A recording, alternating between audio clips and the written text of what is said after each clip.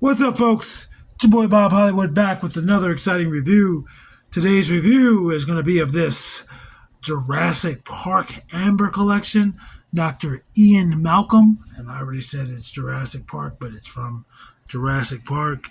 And I got to tell you, I've only bought one Jurassic Park figure intentionally, not including the super colossal T-Rex, which I've named Gloria. And that was Ray Arnold. I bought him because, well, it was Samuel L. Jackson, and he was wearing a lab coat, and I thought that was cool. But yeah, this will be the fourth Amber Collection figure I've collected, and none of them were intentional. Like, I did not buy this from GameStop for $24.99. I bought this from a local seller at a flea market for like $10 or $5 or something. I don't remember, but it was worth it. Even if it was $10, it was worth it. Yeah, again, this is Amber Collection. You see all the amber. You see the mosquito trapped in amber. It says Amber Collection on that side. On the back, we see a picture of Ian Malcolm. I will say Ian Fleming. Ian Malcolm, as played by Jeff Goldblum. Goldblum. And his picture is in amber there. And then it gives us a bio for him. An expert in chaos theory, Dr. Ian Malcolm is one of the few original visitors to Jurassic Park. While he often uses humor and sarcasm, he has a deep understanding and respect for the power of nature and knows that life finds a way. And I've heard so many people criticize Jeff Goldblum for that thing. I don't care. That shit's hilarious. On this side, it's just the Jurassic Park logo. Again, with an amber color, and then we can see him in the plastic. At the top, there's no logo or anything. On the bottom, there would be a normal barcode, but it's covered up by GameStop's barcode. And this was released back in 2019, it looks like. Yeah, 2019. This has a sticker for the end of 2019 there. And yeah, that's about it. I'm gonna bust this guy out of his plastic prison. I'll be right back.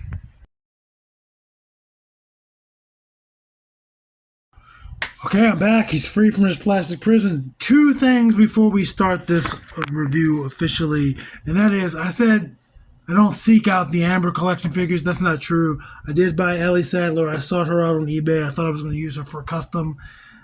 It didn't work out the way I planned, so I just have an Ellie Sattler figure, and I also have Clever Girl. I can't think of that guy's name right now, but I have him, even though I put a Star-Lord's head on his body to kind of mimic On Great. It doesn't matter. It does not matter. And the second thing, damn, I don't remember what I was going to say. Doesn't matter. Come back to it. I remember. It comes with additional hands. These are gripping hands. This hand. Oh, the second thing is I reviewed this guy in the 3 3/4 inch collection years ago, and it'll be somewhere, you know. Anyway, he comes with additional hands. This left hand, the one I'm holding here, is for this cup of water. Holds that no problem. Yeah, it's just water. And this right hand can't hold the cup of water. It theoretically can hold this flare. Theoretically. But it's not meant for the flare. This hand he has on him already in his right hand is meant for the flare.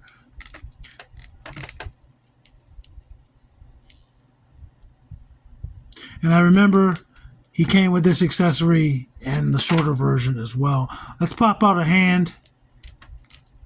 Matter of fact, let's just give him two matching hands, which is only possible with one option. Gives you some resistance getting those hands out. And those are these two hands here. Maybe he's a hand model. He's showing someone just how much he takes care of his hands. Or he's typing at a computer. But he cannot hold any of his accessories with either of these hands. The cup hand is just, the cup's just going to fall out if you put it in this tighter hand. If he holds water, weirdly, he could hold it. Yeah, I spilled all my water. I don't know why he turned to Hank Hill there.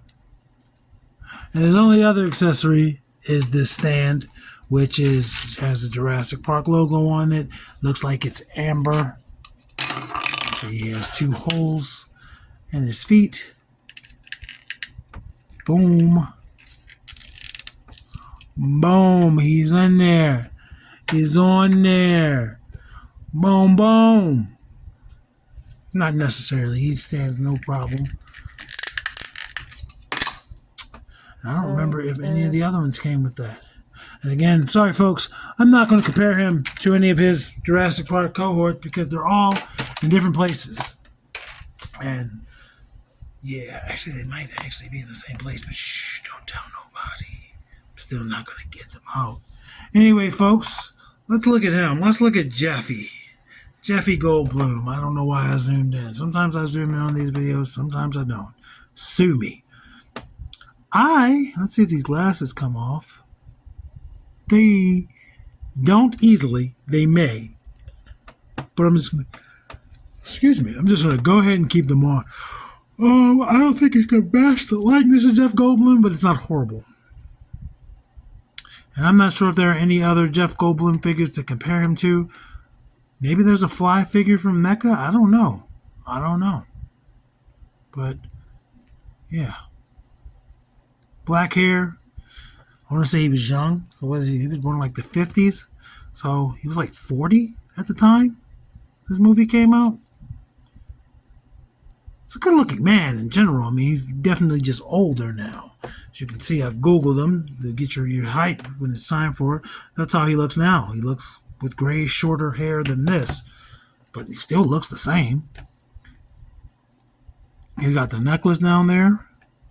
I don't know if it's supposed to be what it's supposed to be, but it looks like a little turquoise stone. Got the open shirt, belt buckle, paint. He's all blacked out. He's leathered out, even though he looks like he has on cowboy boots. He would fit in. I have some figures that are for a bar scene. He would fit well with them, especially with the hand for holding beverages. He has a ring on both of his right hands. And that also looks like some turquoise.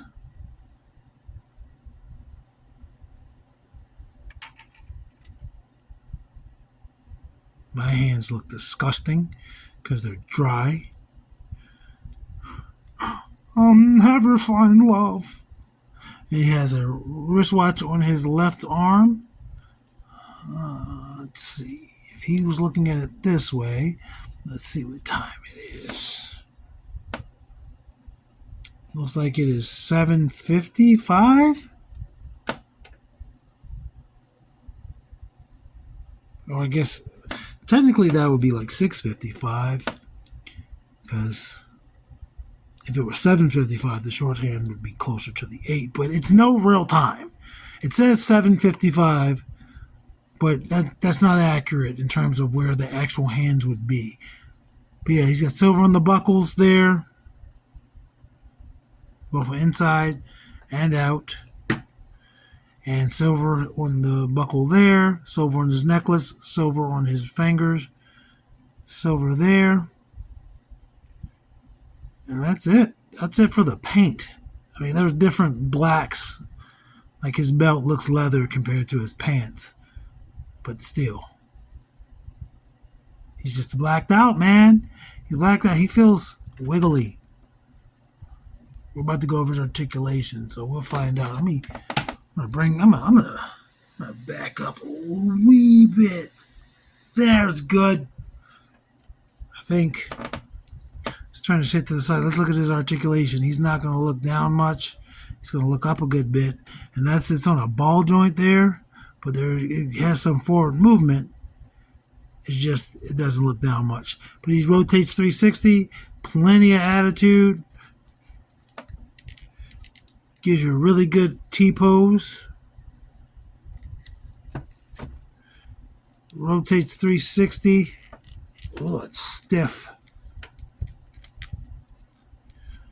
Doesn't want to quite do it. I gotta rotate it out some to get it to do it. Single jointed elbow. That's like Star Wars technology there. And I believe this is a Mattel figure. Also rotates, as you saw, rotates at the wrist, and the wrist is horizontal hinge. Same on both hands. He's got this, whoops, he will tilt to the side,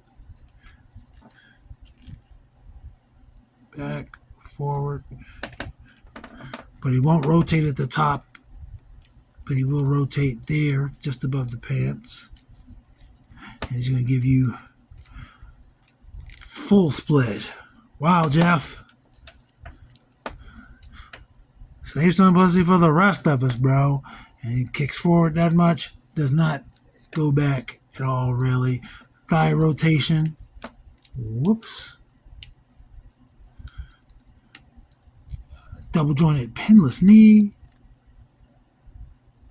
Can't kick his own ass, though. Nothing for the boot, but there is a rocker there.